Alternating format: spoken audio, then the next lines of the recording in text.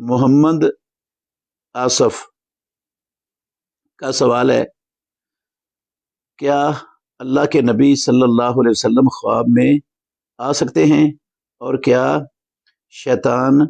اس معاملہ میں جھوٹ بول سکتا ہے کہ میں محمد صلی اللہ علیہ وسلم ہوں؟ جی، نبی صلی اللہ علیہ وسلم خواب میں آ سکتے ہیں، اور شیطان بھی جھوٹ بول سکتا ہے کسی نیک بندے کی شکل میں آ کر کہ میں محمد صلی اللہ علیہ وسلم ہوں۔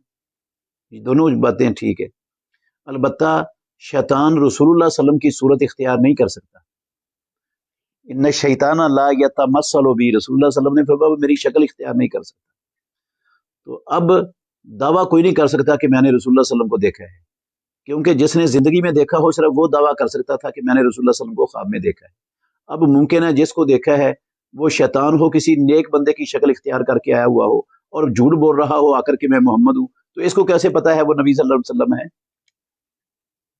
نبی صلی اللہ علیہ وسلم جب زندہ موجود ہوتے تھے اپنے صحابہ میں، کوئی اجنبی بندہ آتا تھا جس نے پہلے نبی صلی اللہ علیہ وسلم کو نہیں دیکھا ہوتا تھا، وہ مجلس میں بیٹھ کر